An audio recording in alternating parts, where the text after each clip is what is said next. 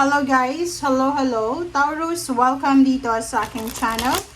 Kapalaran 888, welcome Taurus. Alamin natin kung anong messages, vibration, gabay energy para sa lahat. This is general reading, so pwede kang makaresonate. Gamitin mo ang iyong intuition sa panunood. First card mo Taurus is Seraphim and Seraphina. Dito sa baraang to, ibig sabihin yan, kinakailangan mong maging role model dito sa mundong ibabaw. So, ibig sabihin, kahit sa loob ng pamilya, Taurus, kahit sa loob ng pamilya, as much as possible, kailangan natin na maging, kumbaga, leader tayo sa family. Okay, parang ganon. So, kailangan natin i-guide ang ating kapamilya sa tama. Kailangan natin i-guide yung mga, lalo yung mga batang individual sa pamilya, yung mga teens, na medyo na liligaw sila ng landas. Dito sinasabi na kailangan mong maging kumbaga archangel sa earth, parang gano'n. Di ka lang, basta sinasabi dyan sa iyo Taurus na gamitin mo yung kung anong meron ka sa ngayon para matulungan mo yung mga tao dito sa mundo sa kung ano yung kapasidad na pwede mong maitulong. Okay? Yung pagtulong guys, hindi naman yan lahat pinansyal. Pwede din emosyonal, pwede din spiritual. Pwede nating ipag-pray yung mga taong medyo nawawala ng pag-asa, naliligaw ng landas. Yung mga taong may problema, pwede natin natulungan, makinig tayo sa mga hinaing nila. Kung may pera ka, pwede kang makatulong sa mga taong nangangailangan ng pera. Okay, next card natin, Taurus, is cast a circle. Healthy boundaries are crucial for growth. So, for this week, sinasabi din ng baraha sa'yo na napaka-importante sa linggong ito na maglagay ka ng boundaries sa paligid mo. Kasi, importante ito. Importante talaga. So, if feeling mo yung mga tao sa paligid mo ay sobrang toxic na, sobrang negative na, or yung pakiramdam mo na yung energy na na-absorb mo sa kapaligiran mo, even sa karelasyon mo, even sa thoughts mo ay masyadong negative na nagbibigay na sa'yo ng stress and anxiety. Yun, maglagay ka na ng boundaries harang sa sarili mo kasi ano ka lang human being ka lang Hindi ka naman robot na after mo i-charge okay ka na. Okay? So, human, flesh, ang katawan mo na kailangan talagang i-replenish yung energy ng matagal. So, dito sinasabi na as much as possible, kumbaga, hindi naman natin kailangan makipag-away. Kaya hindi natin kailangan makipag-away. Pag feeling mo yung taong to sobrang toxic na, or yung taong to ay feeling mo hindi maganda para sa energy mo, sa brain mo, sa emotion mo, sa spiritual, or even sa pera, kailangan mo ng dumistansya, pero hindi mo kailangan na makipag-away sa kanya, ganyan. Basta dumistansya ka lang. Okay, distansya yung kailangan mo.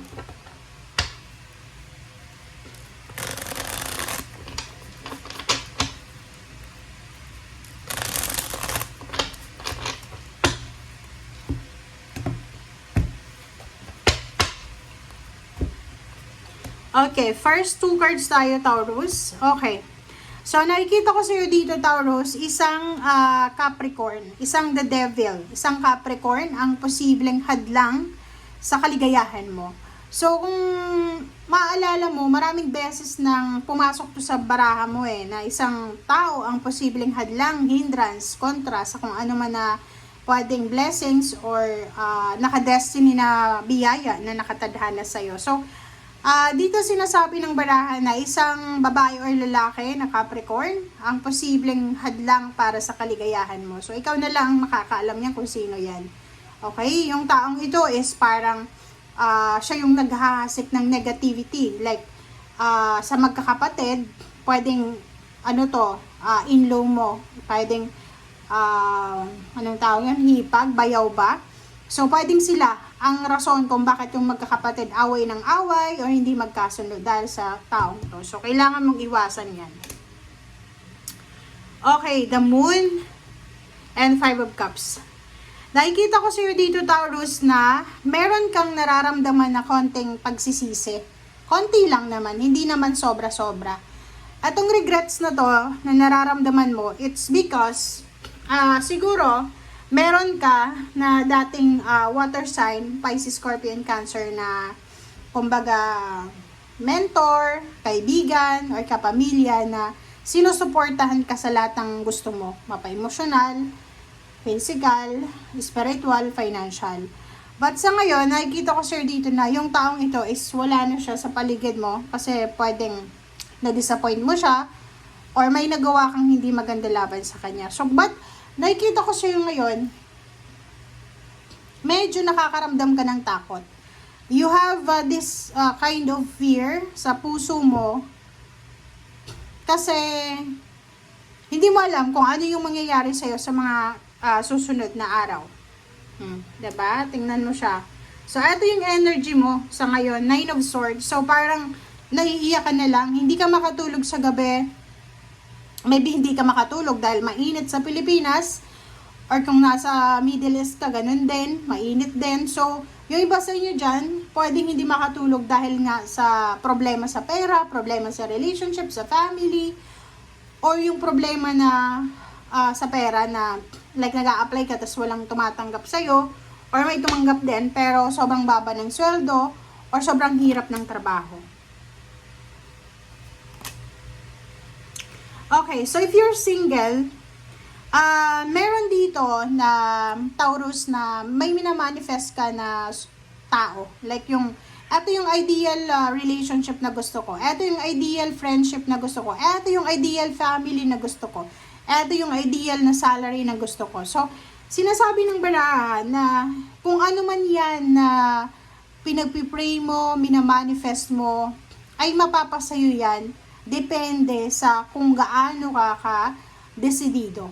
Okay? So, parang ganun lang yun eh. Kung puro lang tayo pangarap, manifestation, sulat dito, sulat doon, pero kung wala namang actions, walang mangyayari. Ganun din to. So, sinasabi ng barahan na yung financial and emotional blessings, hindi yan kusang lalapit sa'yo. Kailangan nating hanapin yan. Or, if ever may nag-o-offer sa atin ng mga new beginnings, kailangan natin tanggapin yan. Kasi hindi lahat ng oras, hindi lahat ng panahon may mag-o-offer sa atin yan. So, i-take advantage mo yung mga offers na yan. Okay. Okay, so Six of Pentacles, wow. So, sinasabi sa'yo dito, Taurus, na huwag kang mag-alala. Kasi, pero Taurus, lalo yung mga babae na single ngayon, huwag kayong masyadong magmamadali sa pag-aasawa, sa pakikipagrelasyon. Kasi, parang yung energy mo dito, 1, 2, 3, 4, yung kasalukuyan mong karelasyon, hindi pa talaga siya yung nakadestiny sa'yo. Yung girlfriend, boyfriend live-in partner, mayroon pa kayong makikilala. Merong isang tao na posibleng makikilala nyo na siya talaga yung pinaka-dream nyo. And yung taong ito ay pwedeng siya ang magdala din. Hindi lang relationship yung dadalhin niya sa'yo, kundi swerte. Okay? Yung pera mo pwedeng maging balanse, pwedeng ma-promote ka sa trabaho. Tingnan mo, King of Cups, pwedeng maging maayos yung pamilya mo.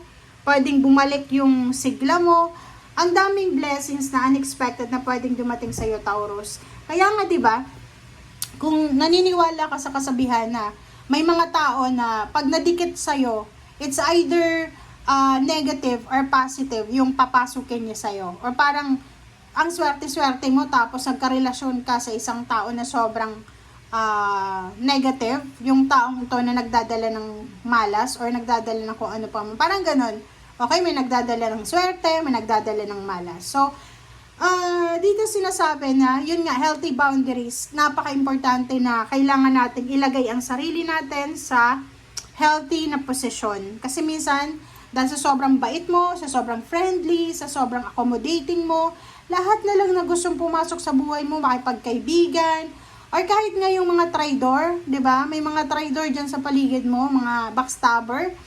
Nakikipag-friend ka pa rin, or parang pag nag-send sila sa iyo ng text or chat, nagre-reply ka pa rin, 'di ba? So, dito sinasabi ng baraha sa iyo na okay lang maging mabuting tao, okay lang maging mabait, pero hindi sa lahat ng oras kailangan natin i-please yung mga masasamang tao na 'yan. Okay? gwardyahan mo yung sarili mo laban sa mga taong yan. Kasi mabuti ka, masama sila, negative sila, ma-absorb mo yung energy nila. And hindi mo napapansin, parang nakukuha mo na din kahit yung mga energy nila na maliliit na bagay. So, kailangan mong gwardyahan ang sarili mo. Okay? Thank you guys. Bye!